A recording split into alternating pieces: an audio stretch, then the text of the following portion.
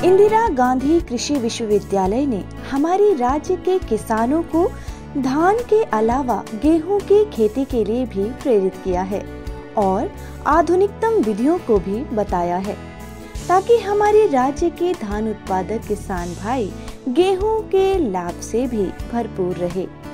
धान की खेती करने वाले किसानों को गैर परंपरागत खेती की ओर भी मुड़ना चाहिए। यही आर्थिक समृद्धि का मुख्य आधार होती है।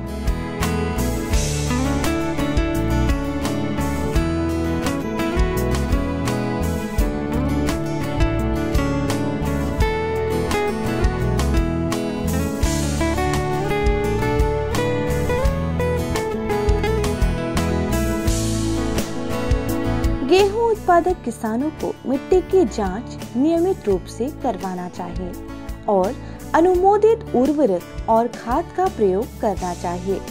इससे उत्पादकता में वृद्धि होती है और लागत में कमी आती है।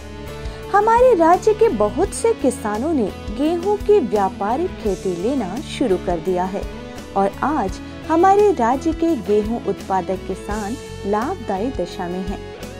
भारत जैसे विशाल देश जो कृषि प्रधान है और जहां 2/3 जनसंख्या अभी भी प्रत्यक्ष या अप्रत्यक्ष रूप से खेती पर ही निर्भर करती है, आवश्यकता इस बात की है कि कृषि उत्पादन में ठहराव को दूर किया जाए और खाद्यान्न उत्पादन बढ़ाकर आत्मनिर्भर बनाया जाए।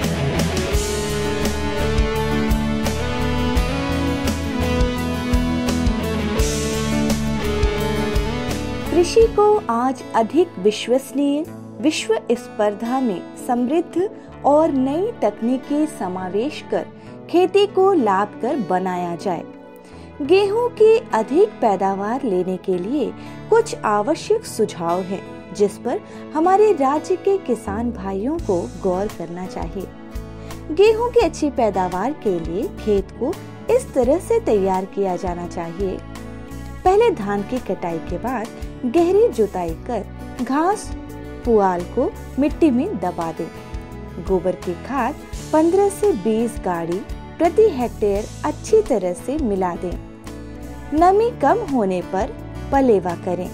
मिट्टी जब भुरभुरी सी हो जाए तो दीमक और अन्य कीड़ों की रोकथाम के लिए क्यूनालफास 1.5% या मिथाइल पैराथियान 2% चूर्ण 25 किलो प्रति हेक्टेयर की दर से प्रयोग करें। गेहूं की खेती में बुआई से पहले खेत की अच्छी तरह से जुताई करें।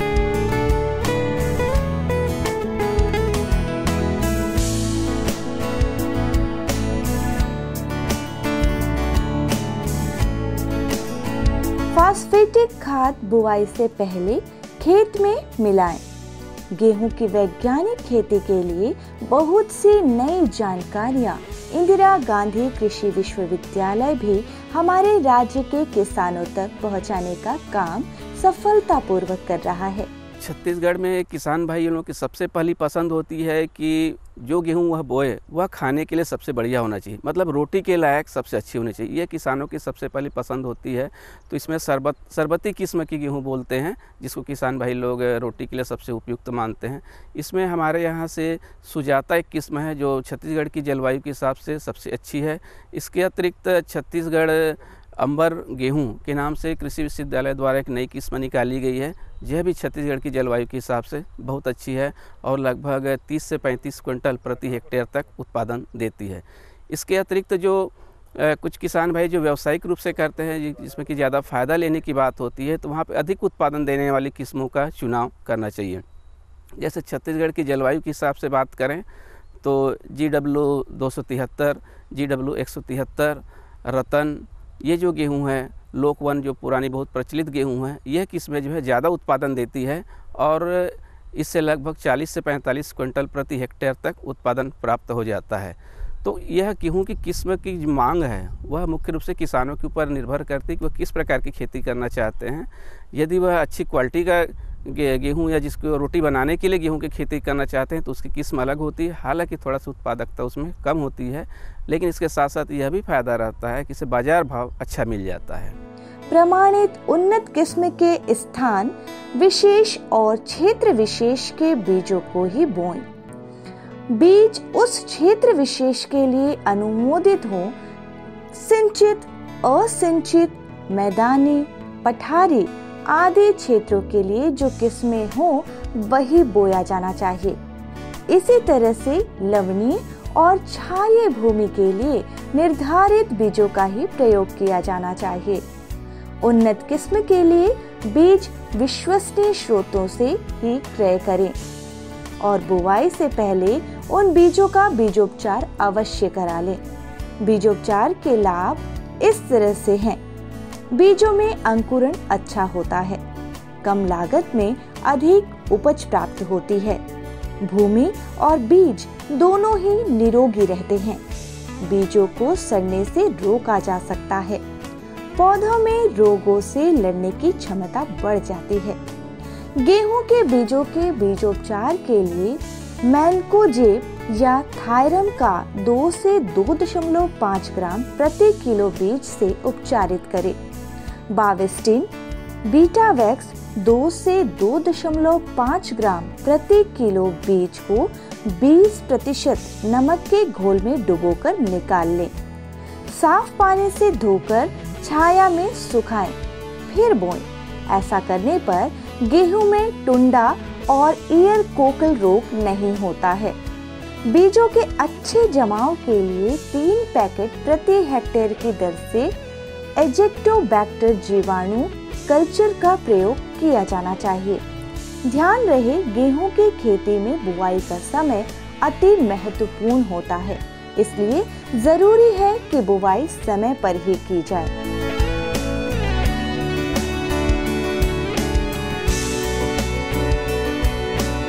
गेहूं में खरपतवारों के ऊपर बहुत अच्छा काम हुआ है, क्योंकि यह बहुत घनी बुआई की जाती है, इसलिए इसमें हाथ से निंदाई या मशीन से निंदाई सामान्य रूप से बहुत दिक्कत होता है और रासायनिक विधि ही सबसे कारगर है। तो निंदानाशक आजकल बाज़ारों में बहुत अच्छे तरीके से उपलब्ध हैं, कई प्रकार की वैरायटीज़ इसमें उपलब्ध है, जिसका उपयोग करके किसान भाई जो है वो गेहूँ में नियंत्रण कर सकते हैं। सामान्य रूप से यदि गेहूँ की बात करें तो इसमें 2 प्रकार के घास देखने पड़ते हैं। हम यदि निंदानाशक की तरफ से बात करें तो 2 प्रकार के जो घास होते हैं उनके हिसाब से ही निंदानाशक का चुनाव किया जाना चाहिए। पहला होता है चौड़ी पत्ती वाले खरपतवार, जैसे कि बथुआ, सिंजी, चनौरी, इस प्रकार के जो खरपतवार होते हैं जिसको कि हम लोग चौड़ी पत्ती वाले खरपतवार कहते हैं। तो इसके लिए अलग प्रकार के निंदानाशक होते हैं, और जो सकरी पत्ती वाले खरपतवार होते हैं उसके लिए अलग प्रकार के निंदानाशक होते हैं, जैसे कि सांवा, बदौरी, इस प्रकार की होती है। सकरी पत्ती वाली होती है, इसके लिए अलग प्रकार के निंदानाशक को चुनाव करना पड़ता है। तो सबसे पहले किसान भाइयों की आवश्यकता ये है कि पहले खेत में देखें कि किस प्रकार के खरपतवार हैं या किस प्रकार के खरपतवार ज़्यादा संख्या में हैं, उसके हिसाब से निंदानाशकों का चुनाव किया जाए। यदि चौड़े पत्ती वाले खरपतवार ज़्यादा हैं तो उसके लिए विशेष प्रकार के जो निंदानाशक है, जैसे कि मेटसल्फ्यूरान मिथाइल, सबसे सस्ती जो निंदानाशक अच्छी निंदानाशक है, गेहूं के लिए उपयुक्त है, इसका छिड़काव करना चाहिए। यह लगभग 20 से 30 दिन की अवस्था में, गेहूं की जब 20 से 30 दिन की अवस्था हो जाए उस समय इसका छिड़काव करने से लगभग सभी प्रकार के चौड़ा पत्ती वाले खरपतवार नष्ट हो जाते हैं।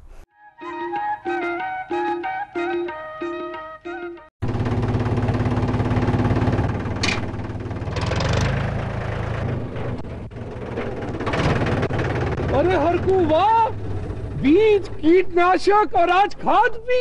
अरे इतना खर्चा कहाँ से? अरे खर्च की चिंता किसे है, मेरे पास है ये किसान क्रेडिट कार्ड। कार्ड? अरे बैंकों द्वारा जारी इस कार्ड से किसान उसकी सीमा तक की रकम कभी भी बैंक से निकलवा सकता है और खेती बाड़ी की सामग्री कभी भी खरीद सकता है। तो हरकू भैया एक कार्ड मेरे लिए भी। किसान क्रेडिट कार्ड के लिए नजदीकी बैंक से संपर्क करें और पाएं ढेर सारे लाभ। हर जोखिम से निकल कर फसल आए, सुरक्षित हो जाए, फसल बीमा से हर किसान अब आत्मनिर्भर हो जाए। अब सूखा पड़े या बाढ़ आ जाए कोई डर नहीं, अब ओले पड़े या कीट पतंगे फसल खा जाए कोई फिक्र नहीं।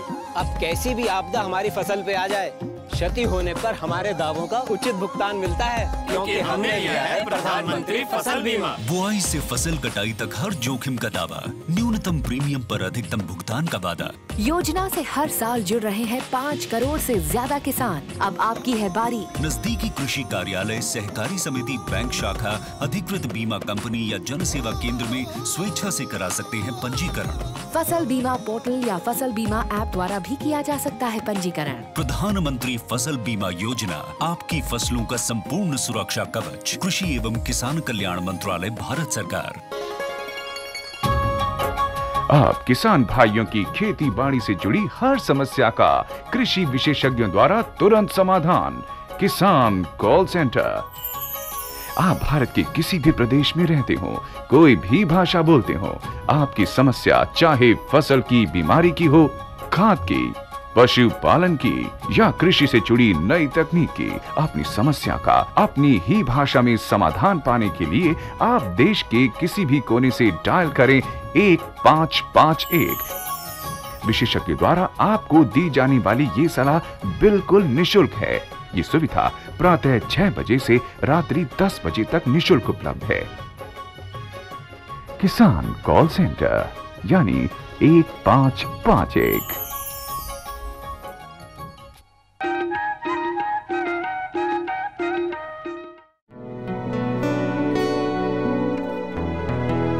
गेहूं की फसल में पहली सिंचाई शुरुआती 20 दिनों में ही कर लेना चाहिए, जिससे काउन रूट का निर्माण आसानी से होता है, जिससे कल्ले ज्यादा होंगे। दूसरी सिंचाई 40 से 45 दिन प्रति कल्ले बनते समय और तीसरी सिंचाई 60 से 70 दिन प्रति गांठे बनते समय। चौथी सिंचाई 80 से 90 दिनों में। पुष्पावस्था में पांचवी सिंचाई यानी 90 से 100 दिनों में दी जानी चाहिए। यदि पानी उपलब्ध हो तो छठी सिंचाई 115 से 120 दिनों में करने से दाने अच्छे आते हैं।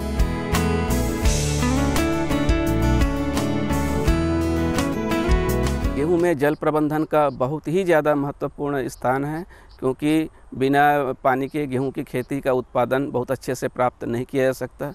पुराने समय में होता था कि हमारी जो प्राचीन किस्में हैं जो कम पानी में भी उत्पादन दे देती थी, लेकिन बहुत ज़्यादा उत्पादन नहीं मिलता था। आजकल विभिन्न संस्थानों के द्वारा अच्छी अच्छी किस्में जो निकाली गई है वह सिंचित अवस्था में ज़्यादा उत्पादन देती है।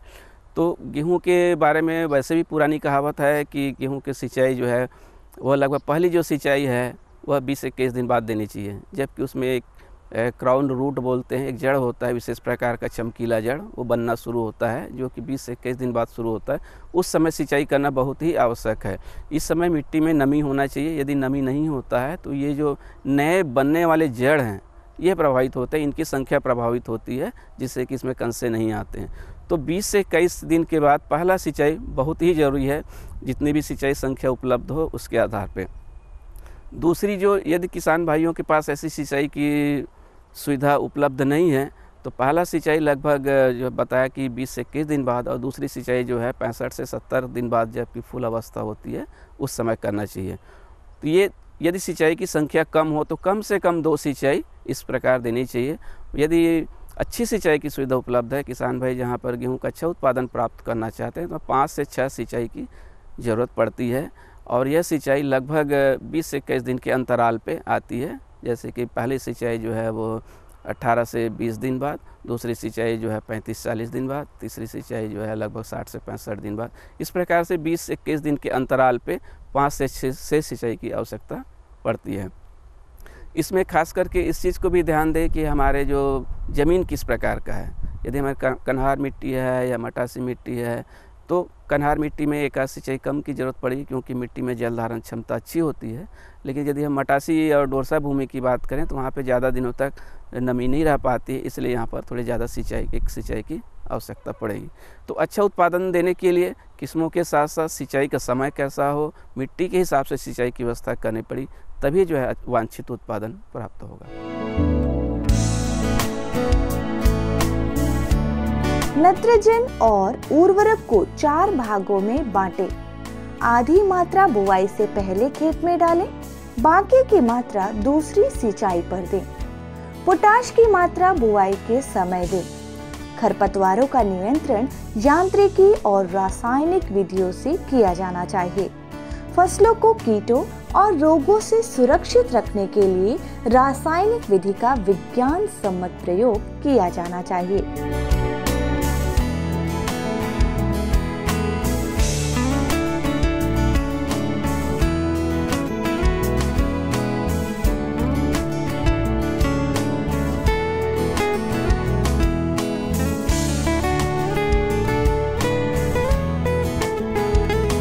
गेहूं की फसल को नुकसान पहुंचाने वाले कीट इस प्रकार से हैं: तना छेदक कीट, पायरिल, मकड़ी और तेला। और रोग इस प्रकार से हैं: झुलसा रोग, करनाल बंट, गेरुआ रोग, चूनी फफूंदी रोग, पत्ती कंडवा रोग, ईयर कोकल रोग। फसल पकने पर कटाई करें। ज्यादा पकने पर दाने खेत में ही झड़ने लगते हैं। फसल की कटाई, मड़ाई समय से करें और मड़ाई करते समय ध्यान रखें कि मशीन से दाने कटे नहीं और बोरी बंद के पहले नमी से आवश्यक गेहूं को सुरक्षित करें। गेहूं की फसल जो है सामान्य रूप से 110 से 120 दिन किस्मों के अनुसार पकने में लेती है और बुआई के हिसाब से भी इसकी अवधि निर्धारित होती है कि हम गेहूं जहां पर देर से बोते हैं तो वह गेहूं की किस्म जो है जल्दी पक आती है, क्योंकि उसका जो तापमान का मांग है वह जल्दी पूरा हो जाता है, पौधे जल्दी जल्दी बालियां आने लगती है। तो इस प्रकार से देखा जाए तो मार्च मध्य से लेके जो है अप्रैल प्रथम सप्ताह या द्वितीय सप्ताह तक अवधि जो है वह गेहूँ की कटाई इस समय होती है। और गेहूं की कटाई में सावधानी वाली बात यही है कि जैसे ही गेहूं पक जाता है उसकी कटाई कर लेनी चाहिए। ज़्यादा दिन तक इंतज़ार करने से गेहूं में गिर जाते हैं या जानवरों का प्रवेश हो जाता है, जिससे गेहूं के पौधे गिरने लग जाते हैं। और छत्तीसगढ़ में आजकल कंबाइन हार्वेस्टर का उपयोग गेहूं की कटाई में बहुत अच्छे से किया जा रहा है और यह बहुत ही सफल है। इसमें जो ध्यान देने वाली बात यही है कि जब भी कटाई करें तो गेहूं के दाने टूटने नहीं चाहिए, टूटने से ज़्यादा नुकसान होता है। यदि हार्वेस्टर में इस प्रकार का व्यवस्था किया जाए, उसकी छन्नी बदली जाए तो दाने जो है टूटते नहीं हैं और साबुत दाना आता है, जिससे कि इन गेहूं का बाज़ार भाव अच्छा प्राप्त होता है। तो इन चीज़ों को विशेष रूप से ध्यान दें। खास करके जो लंबी अवधि की किस्में हैं उसमें कई बार देखने को मिलता है कि कटाई के समय में बारिश होने लग जाती है। मार्च अप्रैल का महीना आता है तो उस समय बारिश होने लगती है, तो उस समय विशेष रूप से ध्यान देने की ज़रूरत है कि जैसे ही गेहूं का फसल तैयार होता है तुरंत कटाई कर लें, ज़्यादा दिन तक इंतज़ार ना हो, जिससे कि फसल सुरक्षित रहे और अच्छा रहे। भंडारण के लिए कोठरी का प्रयोग करें और रासायनिक दवाओं का प्रयोग कीटों से बचने के लिए करें। किसान बंधुओं को सलाह है कि सल्फास या EDB डालकर भंडारण करें। हरित क्रांति ने गेहूं की खेती का अर्थ ही बदल डाला है। गेहूं का अर्थ पोषण यानी पौष्टिकता है। ये अर्थ हरित क्रांति आने के पहले तक माना जाता था, लेकिन अब इसके मायने बदल गए हैं। अब ये आर्थिक समृद्धि का भी प्रतीक बन गया है। छत्तीसगढ़ के किसानों को इस अपारंपरिक फसल के लिए हमारी शुभकामनाएं हैं।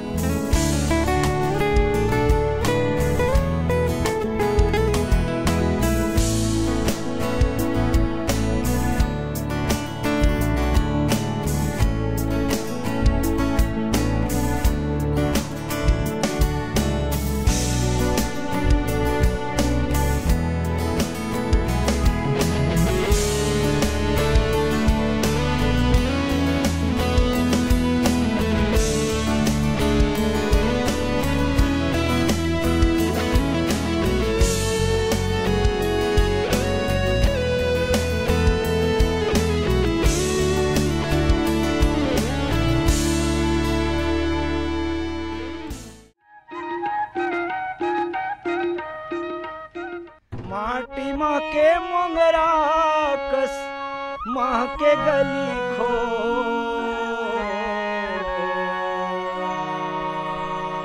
माटी माँ के मोंगरा कस माँ के गली खो।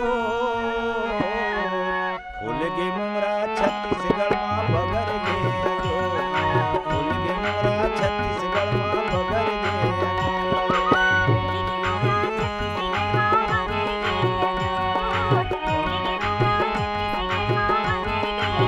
माटी माह के मोंगरा कस माटी माह के मोंगरा कस माह के गली खो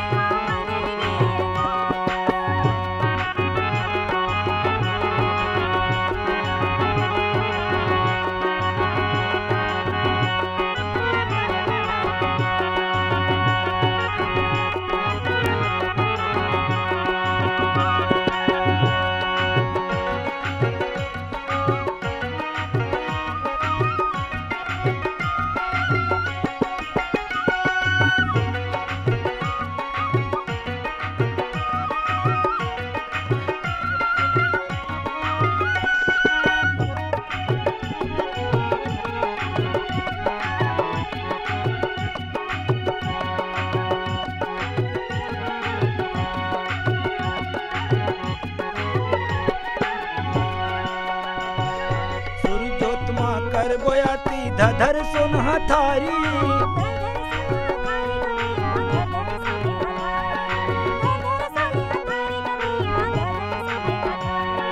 लइका मल्लाय शीश देवे माटी महतारी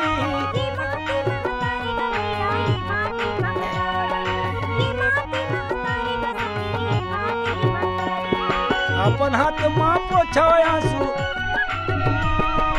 अपन हाथ मां पोछो आंसू ये अचरा के छो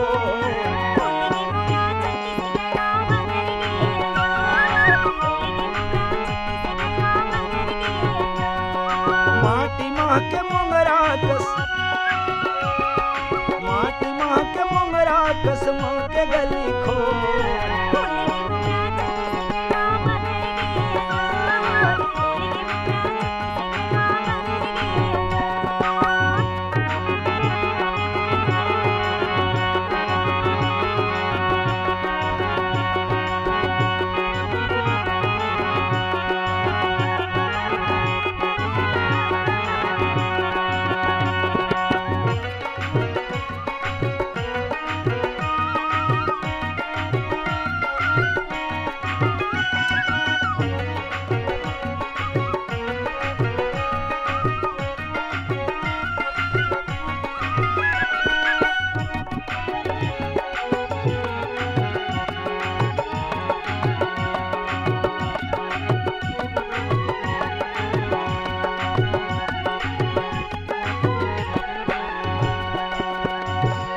फूल गे केवड़ा आमा मोरे डार मां